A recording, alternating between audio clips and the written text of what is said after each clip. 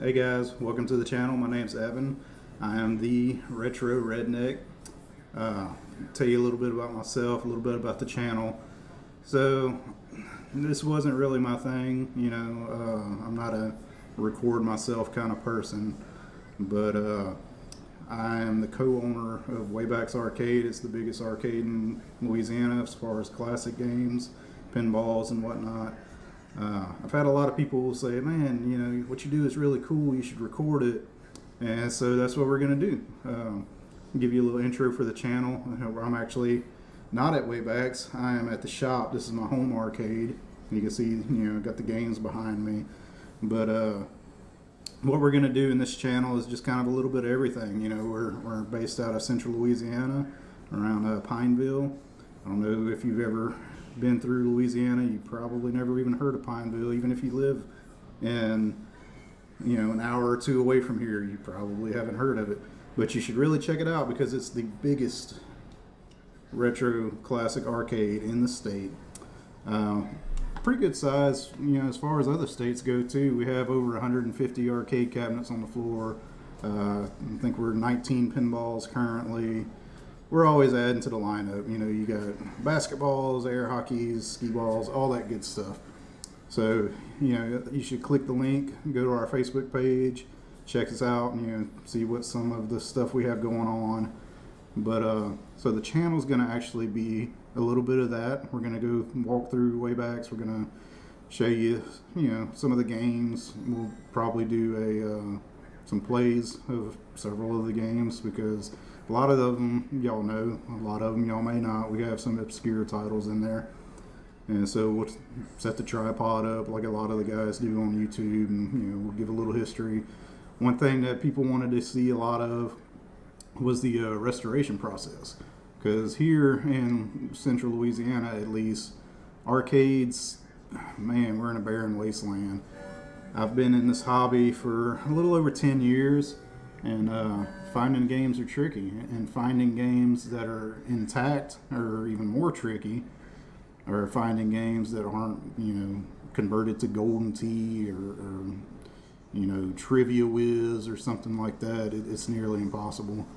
So it took a really long time to get all these games. What we do, I'll recognize the cabinet. If I don't recognize it, I've got buddies that I can ask, and usually, 90% of the time, I'm able to determine what the cabinet actually was when it came out of the factory. A lot of different cabinets have different shapes, even some that look very similar, like a Pac-Man and a Miss Pac-Man. There's differences. A Joust and a Robotron. There's differences, and so we'd like to identify that. We'll take whatever we have, whether it be a shell that we need to repair the wood, or some junky conversion like a Golden Tee 99 or something, and we'll rip all that out. We try to find the original boards. It's not always possible, but there are some good alternatives. If you're familiar with arcades at all, you got the Arcade SD board, you've got the J-Rock boards. Worst come to worst, there's always usually a solution. So, but we like to try to keep it as original as possible. Like I said, being in a graveyard down here, we got to do what we got to do just to get these games up and going sometimes. When we started, we had several LCDs we phased out. Me personally, I know there's a lot of purists that are like, oh, you got to have a CRT, you got to have a CRT. And for the most part, I agree. Another part of the channel, we're going to do beer reviews, of course, because everybody loves beer. Well, all my friends love beer. But anyway, so CRT, you hear it a lot in the community. Some games, absolutely. Street Fighter, Mortal Kombat, you got to have a CRT. It just looks, it's horrible with an LCD of any kind. Some games I actually prefer an LCD, like a lot of the Williams titles, like a Joust, a Robotron, which Robotron's my favorite game, and I prefer an LCD. It's just, to me, it looks cleaner. The blacks are black. It's great. Which, funnily enough, my J-Rock Multi Williams behind me is the only one in my private collection that has a CRT, and that's really the only one I would have swapped. But I will eventually. Maybe one day if the monitor goes out, I'll repair it, bring it to Waybags, put me a LCD in here. But that's here than there. But some games, like I say, we try to have the original hardware. I've luckily built up a lot of contacts over the years, other arcade owners, other operators, just guys in the hobby, girls in the hobby, whatever. And we're able to find a lot of these missing random parts and put these games together and give them new life. So how I got into this was, like I said, about 10, 11 years ago. Tax time. Everybody loves tax time, right? So I was a working guy, construction work for 20 years. And we had a good tax return. We didn't, luckily that year, nothing in the house was busted, no cars were broken, and it was, extra money we had for once. But I saw this ad on Facebook Marketplace of a guy selling an arcade cabinet, and it just blew my mind. What? You can buy these things? Like, you don't have to be rich? Nowadays you about have to be rich. Everything's gotten stupid high. But anyway, so I messaged the guy. I was like, hey, I'd really like to come look at this. Is that cool? And he's like, yeah, man, come on over. And, he gave me his address and went over there. And I looked at it. At the time, I didn't know because all this was new to me. I had no idea what it was. I don't think he knew what it was. But what it turned out to be was a smashed TV, which it's great. It's one of these grail games that a lot of collectors are looking for these days. But at the time, he just had some generic, black paint on the side. I think he had a Defender marquee and bezel, running a 19-in-1 multi-board. Which, if y'all know what those are, they're JAMA boards. Technically, they're official arcade hardware, but they're cheap Chinese knockoffs. Let's call them what they are. They have their uses, but they're not that great as a standalone. But it was my first arcade, and it was cool because I could play Defender and Mario Brothers, and they had some good titles on there. Well, anyway, I get it home. I tear it apart because I'm a tinkerer. That's what I do. Repainted it, changed the graphics on it. Then I decided, well, I don't really like this board after a while. It's like, I'm going to do something different. There's this thing called MAME I've been reading about where you get all the games. And so I did that. Turned it into a MAME. Didn't like that. Wasn't user friendly for the kids. My kids at the time were very young. They didn't know what an arcade was, never saw one. I mean, here in our area, I was born in 86, so I was probably 10, 12 when pretty much every arcade around here they were gone. They dried up. No more. No pizza shops, no laundromats. Nobody had them anymore. And so I was right on the tail end of the arcade era at that age. And so I get it home. My kids, the first thing they do, they look at it like, Dad, why is there a TV in that box? So I was like, cool, I'm going to show them what this is about, right? So anyway, ripped the MAME out because it was too complicated for them. Found what they call a Pandora's box. Put that in there. It's another JAMA arcade board with, cheap Chinese ROMs. But it was a lot easier user interface. They got bored with that after a while because the games, they don't play that great on a Pandora. It'll get you by, but it's just not that great if you remember how they actually played and actually sounded. So wound up putting it on Facebook Marketplace because I saw a Centipede, I believe, for sale. And they wanted, twice what I paid for this, but it was an original Centipede. I was like, what? So I put it on Facebook. I sold it. Still kicked myself because it was a smashed TV. But anyway, sold it, made a little extra money, paid for the Centipede, and it paid enough to where I could restore that one. Kids got bored again after a while. Sold the Centipede for more than I got. Bought, I think I bought it at Merck's, and which is a part 2 to Commando. and a Pac-Man. I had to go all the way to Texas to get it, about 3.5, 4 hours away from here.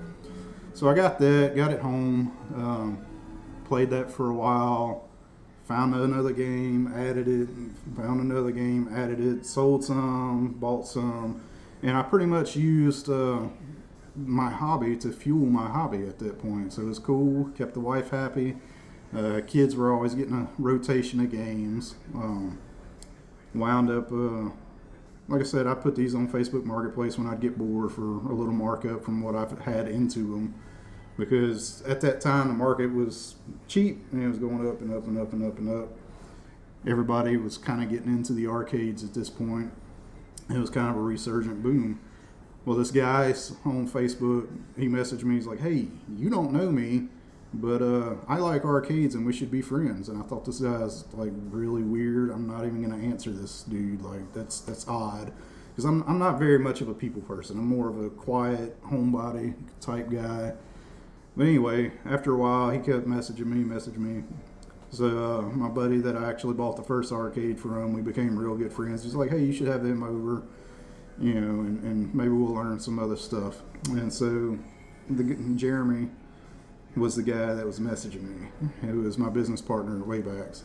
So he came over, we kind of fed off of each other. I learned some stuff from him, he learned some stuff from me. I taught him more about classic arcades and electronics and woodworking and stuff. He taught me more about computers, pies, PCs, all that stuff. And we just got to discussing one day how my wife and I had thought about making some money out of the hobby. Because, you buy a lot of stuff, you start stockpiling it, you want to keep your wife happy. So it's like, all right, the plan, what I'm actually doing with these is I'm going to open up our own arcade one day, right? That way, I've got an excuse to buy more games. And so that's what we were discussing, and we wound up doing it. We did it in 2020. We opened in February, which, if y'all remember, March was COVID lockdowns.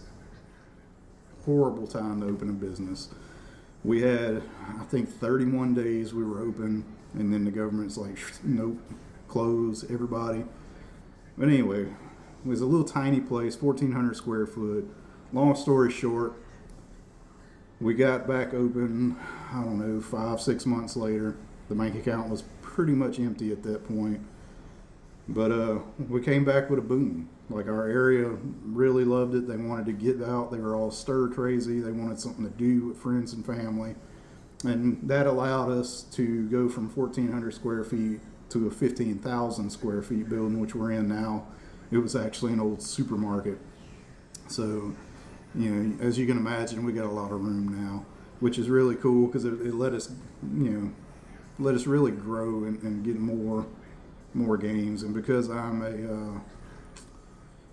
am a spender more so than a saver. My wife loves that. We every dollar pretty much that the business made, Jeremy and I, we didn't take a check. We didn't get a penny off of the arcade for like the first 3.5 years. And what we'd do, all the money we'd make, we'd buy more games and we'd fix more games and we'd put more games out on the floor, because it was just so cool seeing, these junky cabs, these ugly conversions rebuilt, and everybody in the area enjoying it. It was awesome. It was really super cool. And so that's what we did for a long time, and we still do that. Matter of fact, February 12th, I actually just bought another game today. I can't exactly share what that is right now, but in a month or two, you'll probably see it cleaned up and put out on the floor, because that's what I enjoy doing.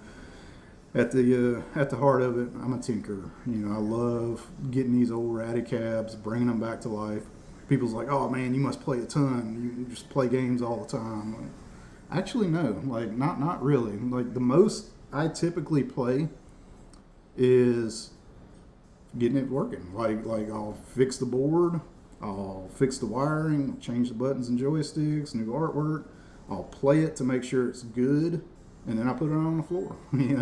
Yeah, after a test play and a couple of days in the back, just being on, just making sure it's going to last. Because let's be honest, I was born in '86, but most of these games they came out, even before then. We got one project I just completed was a Pong, which was '72, I think, if I remember right, Atari. So yeah, like it's much older than me. So some of our pinballs, like I got Close Encounters from the '70s. But we have newer stuff too. We just put out the Mandalorian pinball. We got Stranger Things. We've got a bunch of Japanese import rhythm games and stuff we put out. So there's a good mix of stuff. Y'all should really check it out. Like I said, I'm gonna do a video walkthrough of that. But anyway, this is really long for just an intro video. So I'm probably gonna go ahead and stop it there. But in the next probably 2 videos I'll do a walkthrough, kind of a rundown of the home arcade here, and then I'll do a walkthrough waybacks, kind of show you what all we've got going on there. And then we'll do some stuff like set the tripod up, play a game. If I can remember, because I've got a terrible memory, I'll tell you about the condition we found the game in, where we found it, how much we paid for it, what all went into it to get it to the point it is now, what it started out with, if I can remember all that stuff, because I've got a bad habit of just boom, boom, boom, boom, fixing games and kind of putting them out of my mind. But we may even do some repairs, because there's no operators around here. There was a guy that I learned a little bit from at the very beginning. He was nice enough to show me a few things. But I quickly outgrew that because the amount of games I had, and every game's different. Williams is different from a Bally, different from a Gottlieb. It's all so varied. Everything is unique, and you gotta kind of know a little bit about all of it.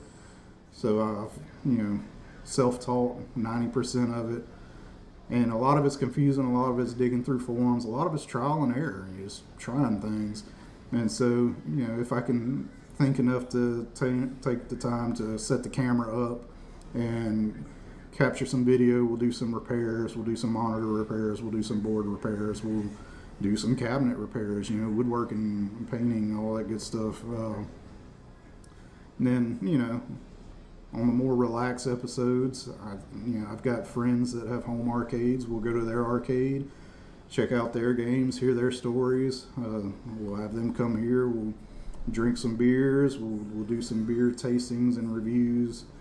Because one thing I like more than games is beer. And yeah, so we'll just have a good time, and I hope you guys get some enjoyment out of this. I hope it's worth your time to click on the videos. And if it is, like and share them, subscribe, jump on the Facebook, like it, share it, tell people about it. Come to Louisiana, hang out with us. We don't get a whole lot of serious arcade players, so if you're from somewhere out of the country or a faraway state, let us know. We've had a couple of world-class players pop up from now and then, but the word's still out that a lot of people don't know we're here. Even after 4 years, we're actually having our 4-year anniversary in 2 days from now, posting of this or recording of this video rather. We open on Valentine's Day 2020, but we still get all the time people in our area, in our little bitty towns, like, I never even knew we had an arcade. It's crazy. So yeah, if you find some satisfaction and value in this, just help us spread the word. Let people know that we're here, and come out and check us out. Until then, take care.